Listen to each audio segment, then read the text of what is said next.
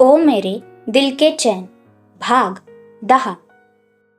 ती त्याच्या या ॲक्शनने जितकी भांबावली होती तितकेच त्याच्या डोळ्यातले ते भाव तिला चक्रावून टाकत होते. त्याची नजर जणू काही तिच्या नजरेतून पार तिच्या अंतरंगात डोकावत होती. पापणी न हलवता त्याची एकटक नजर आता तिला घाबरवत होती. मिस्टर राजेश शिर्के ती कशी तरी अडखळत त्याला सोडायला सांगणारच होती की त्याने तिच्या कमरेभोवतीचा विळखा अजूनच घट्ट केला. त्यामुळे ती काहीशी कळवळली आणि जवळ ओढल्याने तिचा चेहरा अगदी त्याच्या चेहऱ्याजवळ आला. त्या दोघांच्याही ओठांमध्ये अगदी 4 बोटांचं अंतर होतं. Call me what you call me earlier. Ranvijay तिच्या डोळ्यात खोल बघत जणू काही तिला ऑर्डरच देत होता. आणि हिचं हृदय तर जणू बाहेर येतं की काय अशी परिस्थिती झाली. ऊर धपपतच ती श्वास अडखळत बोलली, मला नाही समजत तुम्ही काय बोलताय, पण मला सोडा आधी. ती त्याला जितकी दूर ढकलत होती तितकाच तो तिला स्वतःच्या जवळ ओढत होता. मी म्हटलं मला आधी ज्या नावाने हाक मारायचीस त्याच नावाने हाक मार. तो कडक शब्दात तिला बोलला. ती ऐकत नव्हती आणि वरतून दूर ढकलत होती. त्यामुळे त्याचं डोकं ठणकायला लागलं. पण मी तुम्हाला कुठे नावाने हाक मारत होती? मी तर तुम्हाला तिला काही समजत नव्हतं. ती तर त्याला आधी नावाने हाक मारत नव्हती. ती त्याला बोलायची. तेव्हा तिची ट्यूब पेटली. तिने म्हणताच त्याचे कान तर जणू काही तृप्तच झाले आणि एक हलकी स्माईल आली त्याच्या ओठांवर.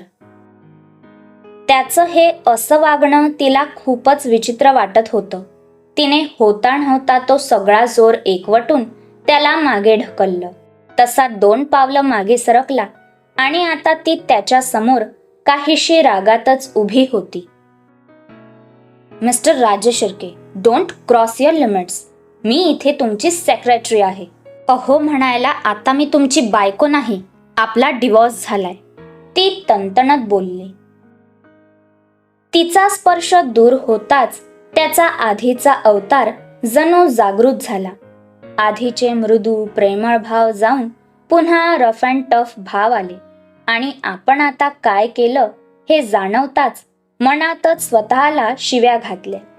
पण ती सारखं आपल्या डिवोर्स बद्दल त्याला आठवण करून देत होती.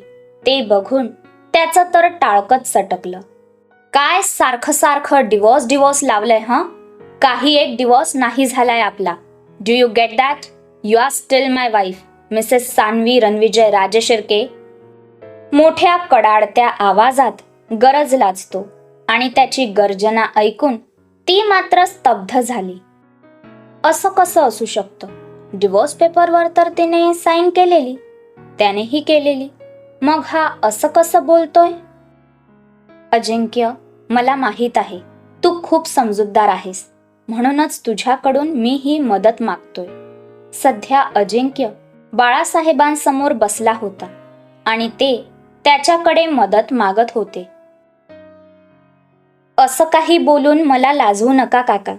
रणविजयने अचानक आमच्या समोर अशी काही परिस्थिती निर्माण केली की कोणत्याही परिस्थितीत ती कंपनी रणविजयला सोपवणं भाग होतं आम्हाला. पण यासाठी मी तुम्हाला दोष नाही देत आहे. फक्त त्याच्या या कृतीमुळे बाबा खूप नाराज आहेत. अजिंक्य बोलला. मी तुला त्याच्या अशा करण्यामागचं खरं कारण सांगितलं ना तर तुझी आणि तुझ्या बाबांची दोघांचीही नाराजी दूर होईल. बाळासाहेब हसत बोलले. असं काय आहे काका, सांगा ना. I am too much eager to listen. Ajinkya आता खूप एक्साइट झाला. अरे माझा नातू ना प्रेमात पडलाय, पण त्याला हे कळतच नाहीये. कारण बिझनेसमध्ये जरी अव्वल असला ना तरी प्रेमात 0 आहे. असं म्हणून बाळासाहेबांनी अजिंक्यला रणविजय आणि सान्वीबद्दल सगळं काही सांगितलं. ओ माय गॉड काका, म्हणजे रणविजय आपल्याच बायकोच्या प्रेमात पडलाय आणि आता तो तिला मिळवण्यासाठी असे उलटे सुलटे प्रताप करतोय. अजिंक्य काहीशा आश्चर्य मिश्रित भावाने बोलला. येस, अरे सान्वी जेव्हा कॅम्पस इंटरव्ह्यूसाठी गेलेली ना, तेव्हा त्या इंटरव्ह्यू घेणाऱ्याला रणविजयने सक्त ताकीद दिलेली. सान्वीचा इंटरव्ह्यू कसाही झाला तरी तिला सिलेक्ट करायचंच. पण झालं उलटच. ती राजेश शिर्के ग्रुपच्या कंपनीच्या केबिन बाहेर फिरकली सुद्धा नाही आणि तुझ्या कंपनीच्या इंटरव्ह्यूमध्ये पहिल्याच फटक्यात पास झाली. हे जेव्हा रणविजयला कळलं ना, तेव्हा त्याचा जो तीळपापड झाला ना, तुला काय सांगू. त्याचा जो मॅनेजर आहे ना, त्याला गपचूप मी व्हिडिओ काढून पाठवायला सांगितला. तेव्हा मी बघितलं. बाळासाहेब हसत हसत सांगत होते. काका, यू आर टू मच. तुम्ही आपल्याच नातवाची मज्जा घेताय. Very bad. पण मी सरप्राईज झालो की सान्वी रणविजयची बायको आहे. अजिंक्य हसत बोलला. अरे मग काय, त्याने किती त्रास दिला सान्वीला आणि आम्हाला सुद्धा. पण मी खुश आहे. त्याला जाणीव व्हायला जास्त उशीर नाही झाला. फक्त एकच मदत हवी. त्याने हे सगळं शांतपणे हाताळावं, जे तो करू शकणार नाही. म्हणूनच तू माझं एक काम करायचं. असं बोलून बाळासाहेब अजिंक्यला सगळा प्लॅन सांगू लागले. इकडे सान्वीच्या घरी सध्या पाहुणे आले होते.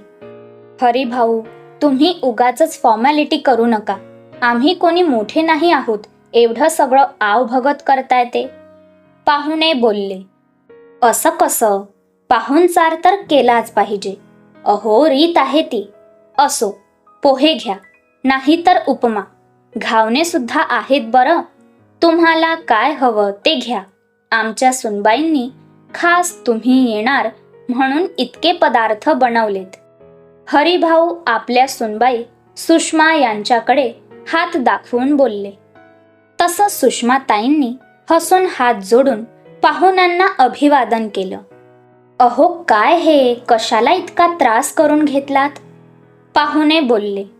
त्यांचं बोलणं चाललंच होतं की तेवढ्यात सान्वी घरी आली. घरासमोर एक गाडी बघून ती विचारात पडली. विचारातच ती घरात दाखल झाली. दरवाजा उघडाच होता. ती आत आल्या आल्या समोर सोफ्यावर बसलेल्या व्यक्तीकडे तिची नजर गेली आणि त्या व्यक्तीला बघून तिला काही आठवलं. तुम्ही? तिच्या तोंडून नकळत हे शब्द निघाले. तर इकडे रणविजयचा फोन वाजला.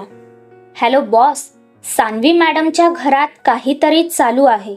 कोणीतरी आलंय, पण आत काय चाललंय समजत नाहीये. यू सिली, मग आता काय मी आत बघायला येऊ का, तिकडे काय चाललंय ते? रणविजय भडकून बोलला. नो बॉस, एक मिनिट. इथे साईडला एक खिडकी खुली आहे. मी हळूच ऐकतो काय चाललंय. तसं तो माणूस ज्याला रणविजयने सान्वीवर नजर ठेवण्यासाठी नेमलेलं, तो खिडकीकडे दबक्या पावलांनी जात आत चाललेलं बोलणं ऐकण्याचा प्रयत्न करत होता. ती खिडकी आड बाजूला होती, त्यामुळे कोणाला तो दिसला नाही, म्हणून ठीक. बॉस, इकडे तर बहुतेक लग्नाच्या गोष्टी चालू आहेत. सान्वी मॅडमला बघायला आलेत वाटतं. त्या डिटेक्टिव्हच्या कानात जे काय तोडके मोडके शब्द पडले त्यावरून त्याने हाच अंदाज बांधला. आणि झालं, उसळला ज्वालामुखी. काय? तिकडे त्या डिटेक्टिव्हचे कान डिफेक्टिव्ह होण्याची पाळी आली. क्रमशः. अय्या, खरंच सान्वीला बघायला आले असेल का कोणी? आणि जर हे खरं असेल तर रणविजय काय करेल? तुम्हालाही जाणून घ्यायचंय ना? मग पटपट लाईक कमेंट्स करून मोकळे व्हा. चॅनल सबस्क्राईब केल्याविना कुठेच जायचं नाही. धन्यवाद.